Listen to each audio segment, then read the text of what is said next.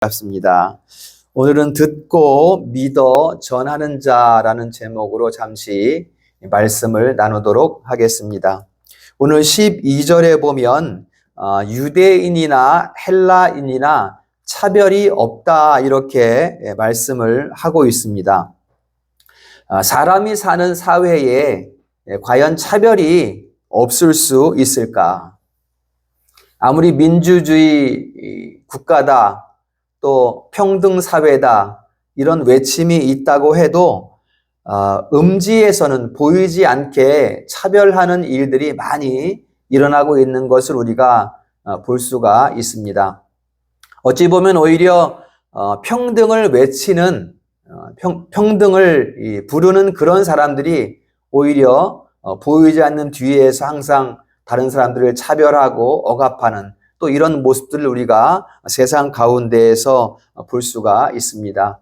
우리 성도들의 삶에서나 또 직장에서나 또는 학교에서나 인간 관계 가운데에서도 적지 않은 이러한 차별의 일들이 많이 일어나고 있는 것을 우리가 볼 수가 있습니다. 그런데 오늘 말씀에서는 차별이 없는 나라, 차별이 없는 사회에 대해서 말씀을 하고 있습니다. 유대인이나 헬라인이 차별이 없다. 유대인이나 헬라인이라고 지금 말씀하고 있는 것은 이 두 민족이 한 자리에 있을 수 없는 사람들이기 때문에 지금 가장 대표적인 예로서 우리에게 말씀을 해주고 있는 것이죠. 유대인은 어떤 사람들입니까? 이 민족 자체의 형성이 이제 하나님의 부르심을 받은 선민으로 이루어진 민족이기 때문에 절대 유일신을 섬기는 종교성을 대표하는 민족이 유대인이죠. 반면에 헬라인이라고 하면 가장 발달한 문화, 문명 가운데 살아가는 그 민족이고 그 가운데에서 가장 인본주의적인 사고를 가진 민족입니다. 그러니까는 유대인과 헬라인은 도무지 한 자리에 있을 수 없는 사람들이에요. 생각이 다르고 삶이 다르고 문화가 다르고 결코 어울릴래야 어울릴 수 없는 그런 사람들이라는 거죠. 한 자리에 앉게 되면 서로 배척할 수밖에 없는, 차별할 수밖에 없는 그런 사람들이다라는 것이죠. 그런데 오늘 성경은 뭐라고 해요? 그 사람들이 주의 이름을 부르면 다 구원을 받고 그 다음에 12절에 보면 주께서 그 모든 사람들의 한 주가 되신다. 이렇게 말씀을 하고 있어요. 이렇게 해서 도무지 함께 할 수 없는 헬라인, 유대인, 또 저 구스 아프리카인 그들이 다 모인 한 공동체가 바로 교회가 된 거예요. 이게 이제 초대 교회의 모습입니다. 자, 초대 교회 성도들을 보니까 서로 떡을 떼고 또 애찬을 나누는데 헬라인이 가져온 음식, 또 유대인이 가져온 음식, 가난한 사람들이 가져온 음식, 부자들이 가져온 음식을 한 상에 차려놓고 같이 음식을 먹는 거예요. 같이 상종할 수 없는 사람들이 한 식탁에서 앉아서 밥을 먹고 있는 거예요. 이건 그 시대에는 도무지 있을 수 없는 일이거든요. 그러니까 예수 그리스도의 가르침이 그대로 초대교회 안에 이제 이어진 것을 우리가 볼 수가 있습니다. 그 당시에 바리새인들이나 서기관들은 이런 죄인들이나 약한 자들, 가난한 자들하고는 도무지 식탁을 같이 하지 않았어요. 그러나 예수님은 어떻게 했어요? 세리와 더불어 먹고 병자들과 더불어 먹고 가난한 사람들과 항상 같이 있고 세상 사람들이 상종하지 않는 바리새인들이 상종하지 않는 그 사람들과 항상 식탁을 나누었어요. 그러니까는 예수님의 가르침이 그대로 초대 교회 안으로 이어져 전달된 것을 우리가 볼 수가 있습니다. 이러한 주님의 가르침을 따르는 자들이 누구다? 주의 이름을 부르는 자들이다 라고 말씀하는 거예요. 그래서 주의 이름을 부르는 자라는 것은 그 초대교회 당시의 성도들의 이름이에요, 이름. 이 사람들이 하는 것을 보니까 예수가 십자가에서 죽으신 예수가 했던 그 일과 똑같이 하고 있는 거예요. 그래서 이제 이 사람들을 부를 때에 예수장이라고 부르고 예수를 부르는 자들이라고 이렇게 이제 이름이 붙여지게 된 것이죠. 자, 그러면 이제 어떤 사람들이 주의 이름을 부를 수 있는가? 어떤 사람들이 주를 부를 수 있는가라는 것이죠. 자, 성경 구절을 봅니다. 자, 먼저 13절 보세요. 13절에 보면 주의 이름을 부르는 자는 구원을 받으리라 그랬어요. 그러니까는 뭐예요? 주의 이름을 부르지 않으면 구원이 없다는 것이죠. 그렇죠? 주의 이름을 부르는 자에게 구원이 있다라는 것을 말씀을 하고요. 그 다음에 14절의 시작 부분을 한번 봅니다. 14절 시작 부분에 보면 믿지 않는 이를 어찌 부르리요? 그러니까는 내가 예수라는 누군지도 모르는데 내가 어떻게 어떻게 부를 수 있겠는가? 이것을 얘기하고 있는 거예요. 그러니까 믿음이 없으면 주를 부르지 않는다는 거예요. 믿음이 있는 사람들이 주를 부를 수 있다라는 것이죠. 그래서 여러분, 우리가 주여라고 하잖아요.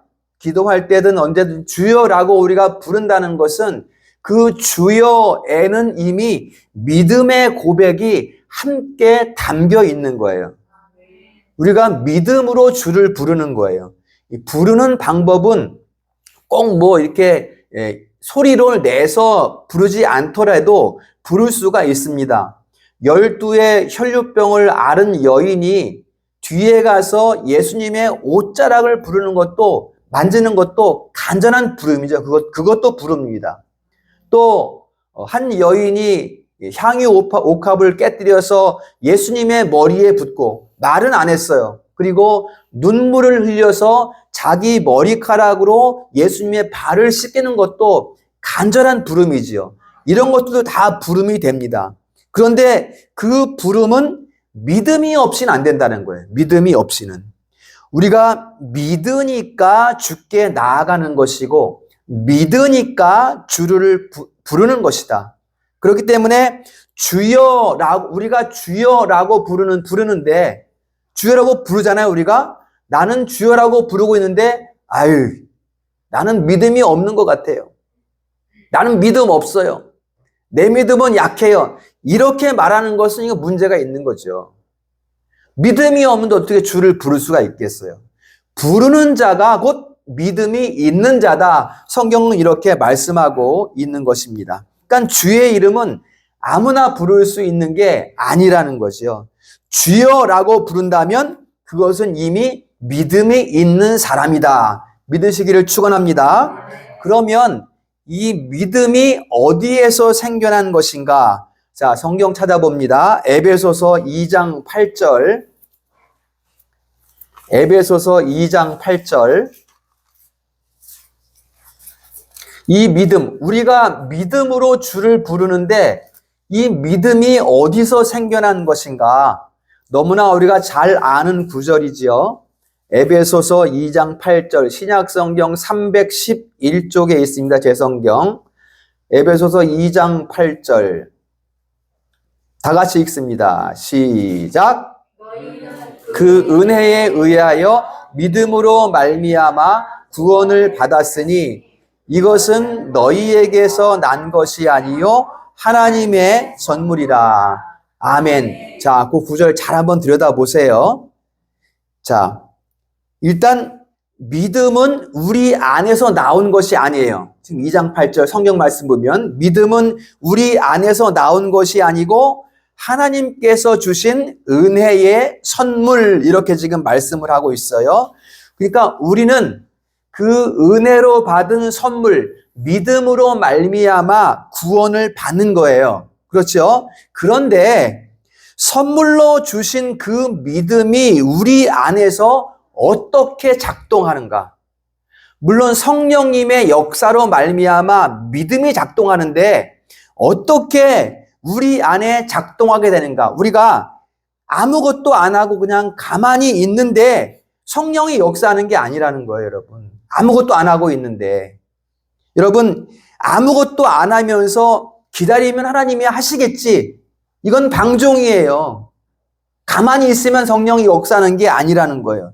그러면 우리 영혼을 터치하는, 그러니까 우리의 믿음이 꿈틀거리게 하는 그 무엇, 그것이 있는데 그게 뭔가? 14절, 다시 로마서로 가서 로마서 10장 14절 그 중간에 보면, 자, 따라합니다.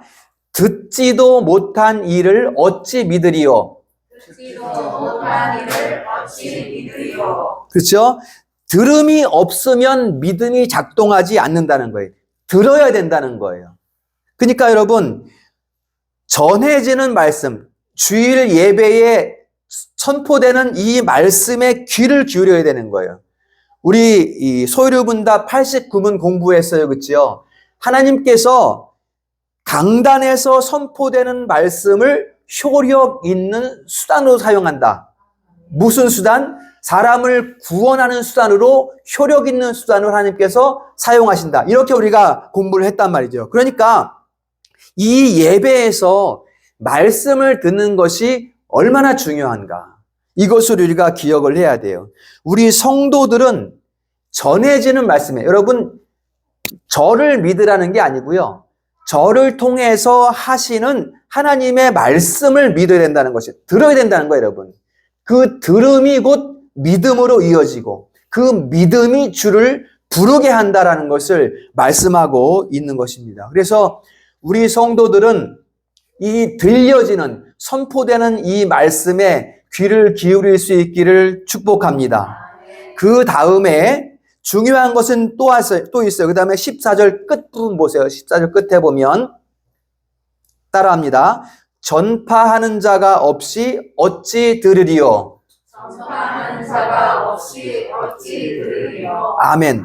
전파하는 자가 없으면 들을 수가 없다는 거죠. 그렇죠? 전하는 자가 있어야 들을 것이고, 들어야 믿을 것이고, 믿어야 부른다라는 것을 말씀하고 있는 거예요. 하나님의 말씀을 듣고 믿어서 믿음으로 주의 이름을 불러서 구원에 이르는데, 이 믿음의 말씀을 전하는 자, 누가 이 말씀을 전하는가? 이제 여기에 이제 우리 가슴에 애통함이 있습니다. 어떤 애통함입니까? 호세아 4장에 보면 이 백성이 여호와를 아는 지식이 없어 망하는도다. 이렇게 말씀하고 있어요. 여러분, 호세아 시대에 말씀을 전하는 자가 없었던 게 아니에요. 호세아 4장 1절에서 6절 사이에 뭐라고 말씀하는가 하면 그 시대 제사장들에게 이렇게 말씀해요. 그 당시에 제사장들은 백성들의 죄를 가지고 하나님께 나아가고 그들을 말씀으로 율법으로 가르치는 사람이란 말이에요. 그 제사장들에게 하나님께서 뭐라고 말씀하시는가 하면 네가 지식을 버렸으니, 뭐에 대한 지식이에요? 뒤에는 네가 율법을 버렸다 이렇게 말씀해요. 그러니까 여호와를 아는 지식을 네가 버렸으니 나도 너를 버려 내 제사장이 되지 못하게 할 것이요. 이렇게 말씀하고 있어요. 그러니까 말씀을 전하는 자가 없었던 것이 아니라 바른 지식을 전하는 자가 없었다는 거예요. 바른 지식을. 자, 이 시대에는 여러분 어떨까요? 이 시대에 바른 지식을 전하는 자, 참 진리의 말씀을 전하는 자가 과연 이 시대에 얼마나 될까? 신학교도 많고 목사님도 많고 전도사님도 많은데 왜 전하는 자가 없다고 합니까? 없다는 게 아니죠. 진짜 어려운 상황 가운데에서도 이 진리의 말씀을 붙잡고 애통하면서 전하는 목사님들이 계셔요. 안 계신 것은 아니에요. 그러나 다른 복음, 갈라디아에서 말씀하는 다른 복음, 유사한 복음들, 그러니까는 그 진리의 말씀에 사람들이 고안해낸 거짓 복음들이 뒤섞여 있는 이러한 것들이 난무하는 시대라는 거예요. 호세아 시대가 그랬고 바로 지금 이 시대가 그렇다는 것입니다. 이게 우리의 애통함이에요. 성도들은 진리의 말씀을 듣고 싶어 하는데 전하는 자들은, 백성들은 참 진리를 알고 싶은데, 여호와를 아는 지식을 가지고 싶은데 전하는 사람들이 잘못된 것을 전하고 있더라. 이것을 우리가 애통해야 하는 것입니다. 들을 귀는 많은데 진리를 전하는 자가 없으니 어찌 들으리요. 이게 이제 이 시대의 신자들의 애통한 마음이 되는 것입니다. 전하는 것이 얼마나 중요한가. 진리의 말씀이 전파되어야 듣는 자가 있을 것인데, 그러니까는 진리가 아닌 것이 전해져서 그것을 들으면 어떻게 돼요? 그가 부르는 주가 참 주, 우리의 유일한 중보자 예수 그리스도인가? 그럴 수가 없잖아요. 잘못된 것을 듣고 그 잘못된 것을 들은 것에 따라 부르면 그 주가 어찌 우리 삼위일체 유일하신 하나님이시겠는가라는 것이죠. 다른 신을 부르고 있어요. 다른 신을. 그렇기 때문에 전하는 것이 너무나 중요하다라는 것입니다. 그리하여 이제 중요한 것이 또 한 가지가 남아 있습니다. 이제 누가 전하는가라는 것이죠. 자, 15절입니다. 따라합니다. 보내심을 받지 않았으면 어찌 전파하리요? 보내심을 받지 아니하였으면 어찌 전파하리요? 아멘. 보내심을 받은 자들이 전한다는 거예요. 보내심을 받은 자들이. 내가 전해볼래? 나는 많이 알아. 나는 성경 많이 읽었어. 100독했어. 200독했어. 나는 성경 말씀 잘 알아. 내가 전할래. 라고 해서 전해지는 게 아니라는 거예요. 하나님이 보내신 자들이 전한다는 것입니다. 하나님이 보내신 자들이. 자, 지금 단계가 5단계가 나와 있어요. 여러분 한번 들어보세요. 정리 한번 해볼게요. 첫 번째는 부르지 않고 어떻게 구원을 받겠는가. 부르는 자들이 구원을 받는다. 그 다음에 두 번째는 내가 믿지 않는 자를 어떻게 부르겠는가. 믿음이 있어야 부른다는 것이죠. 그러면 세 번째는 듣지도 못했는데 뭘 내가 부를 수 있겠는가. 이게 세 번째고요. 네 번째는 뭐예요? 전하는 자가 없는데 어떻게 듣겠는가. 마지막 5번째는 보내심이 없이 어찌 전하겠는가. 그 출발이 뭐예요, 여러분? 출발이 바로 보내심을 받은 자. 하나님이 보내신 자에 의해서 그 선포된 진리를 듣고 거기에서부터 이제 부름이 일어나게 된다는 것입니다. 누가 보내심을 받은 자인가? 누가 이 시대에 보내심을 받은 자인가라는 것이죠.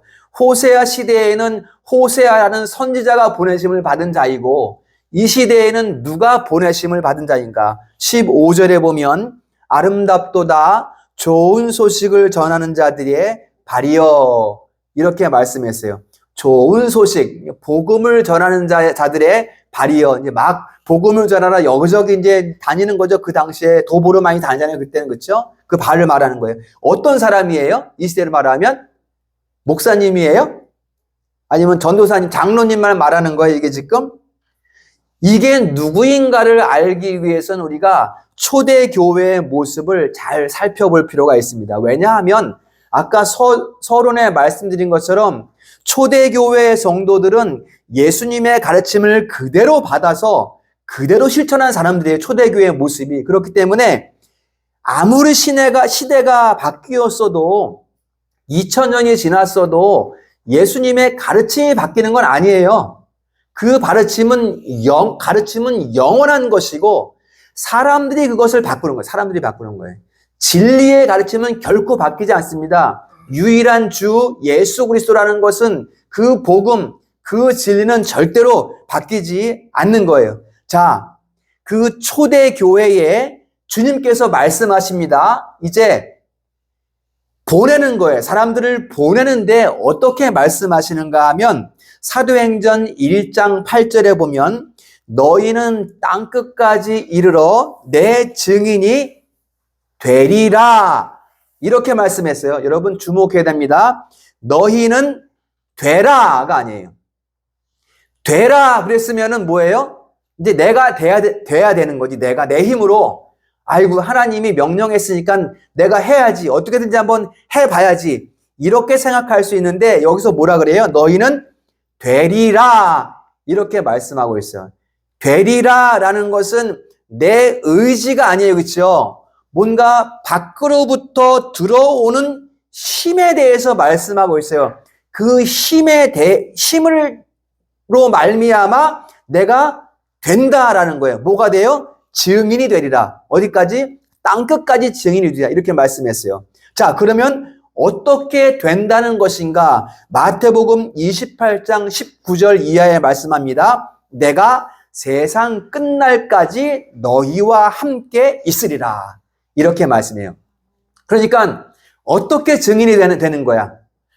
주 예수께서 우리와 영원히 함께 계심으로써 우리가 전하는 자, 증인이 된다라는 것을 말씀하고 있는 것이죠. 이것이 그 당시 예수님의 12 사도에게만 하신 말씀일까요? 사도를 포함한 그 당시에 있는 예수께서 승천하실 때 500여 정도들이 있었어요. 제자들만 있는 것이 아니라. 그렇죠? 그 모든 사람들에게 신약시대 모든 교회를 이루는 모든 지체에게 하신 말씀이에요. 믿으시기를 축원합니다. 즉 여기에 있는 우리 모두가 다 좋은 소식을 전하는 자, 그 자리에 서야 한다는 것을 말씀하고 있는 것입니다. 주님의 지체로서 교회를 이루는 모든 성도는 다 좋은 소식을 전하는 발이다. 그 발걸음이다라는 것을 우리에게 말씀하고 있는 거예요. 주님께서 우리에게 복음을 전하는 권세를 주셨어요. 권세를 여러분.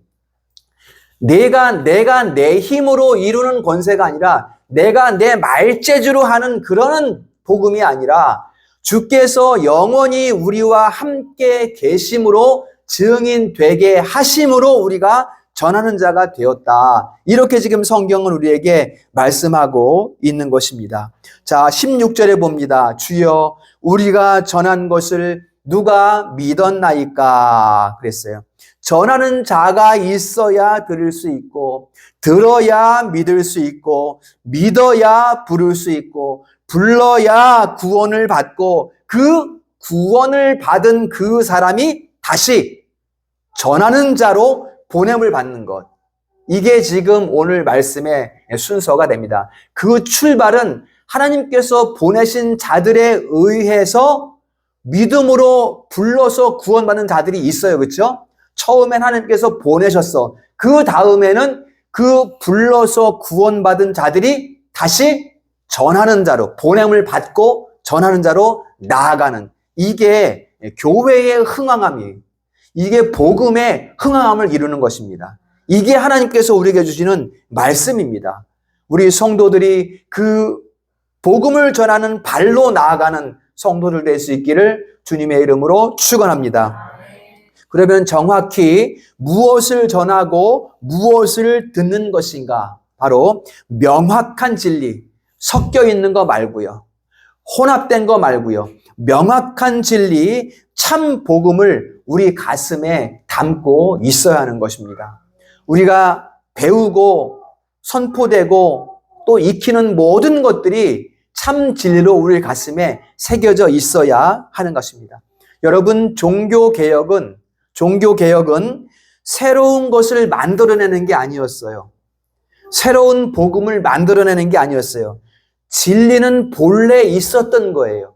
본래 있었던 것인데 사람들이 무언가를 만들어서 자꾸만 혼합시키다 보니까 이 혼합된 걸로 성도들을 가르치다 보니까 성도들의 삶이 망가지고 있는 거예요.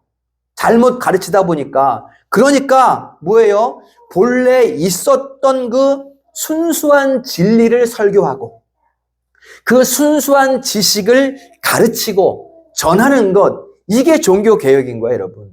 그러니까는 지금 이 시대에도 교회는 계속 개혁되어야 해요. 어떻게 해요?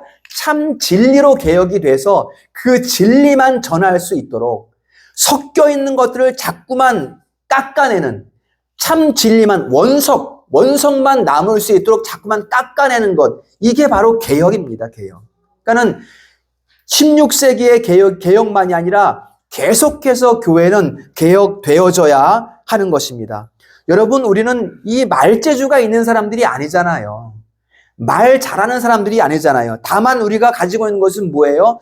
유일하신 중보자 예수 그리스도의 복음.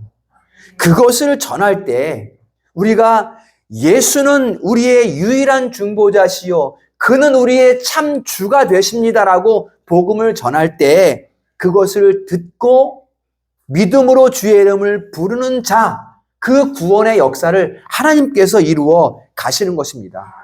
그 들은 사람이 언제 부르고 언제 믿어서 언제 구원받는지 그것은 우리가 알 수가 없어요. 그것은 하나님의 섭리의 시간표에 있는 거죠. 하나님의 섭리의 시간표에 있는 거지. 당신은 오늘 구원받았습니다. 나는 어제 구원받았습니다. 이런 것은 없어요. 하나님의 섭리의 시간표에 따라서 한 인생이 주를 부르고 구원받게 되는 것입니다. 그러므로 우리 교회가 이 아름다운 소식을 전하는 발로 사용되기를 소망합니다. 우리 성도들이 이 부르심의 소명을 감당할 수 있기를 축복합니다. 우리가 비록 작은 교회지만 여러분, 빛은 큰 창으로만 들어와야 그 안을 밝게 하는 것이 아니에요. 빛은 작은 틈새만 있어도 그 틈새를 통해서 빛이 들어오면 빛을 받은 그 장소는 다 환해지는 거예요. 우리 교회가 그 작은 창이 될 수 있기를 소망합니다. 이 작은 창을 통해서 우리 승리로 교회라는 작은 창을 통해서 이 세상을 비추는 빛이 쏟아져 나갈 수 있기를 주님의 이름으로 축원합니다. 이러한 복음 사역 가운데에 우리가 연약하고 부족하여 애통함이 항상 있습니다. 나는 할 수 있어요 라고 우리가 나가는 것이 아니라 나는 할 수 없으나 주여 우리와 함께 하소서라는 고백으로 우리가 날마다 나가는 이유가 우리의 애통함 때문입니다. 우리가 그 애통함이 있지만 연약하지만 부족하지만 우리가 정확한 진리로 그 진리의 빛을 세상에 비춘다면 그 빛으로 하나님께서 세상을 비추는 빛의 역사를 이루실 줄로 믿습니다. 이렇게 우리가 전하는 그 말씀이 누구의 말씀인가? 자, 17절 다 같이 읽고 마치겠습니다. 17절 말씀. 그 빛, 그 복음이 누구의 복음인가? 읽습니다. 17절 시작. 그리스도의 말씀으로 말미암았느니라. 아멘. 다시 한번 따라합니다. 그리스도의 말씀으로 말미암았느니라. 아멘. 우리는 그리스도의 말씀을 전하는 것이고 우리는 그리스도의 말씀을 듣는 것이고 그 그리스도를 우리는 부르는 것이고 또 그 그리스도의 부르심에 따라 보내심에 따라 우리는 다시 전하는 자로 나아가는 것입니다. 이 그리스도의 말씀 외에 다른 것은 다 빼버리셔야 돼요. 다 버리셔야 돼. 오직 예수 그리스도 그 진리의 복음만을 전하는 우리 교회가 되어야 하는 것입니다. 우리에게 전해진 이 진리의 복음, 예수 그리스도의 말씀 듣고 믿어 전하는 우리 교회와 우리 성도들 될 수 있기를 주님의 이름으로 축원합니다.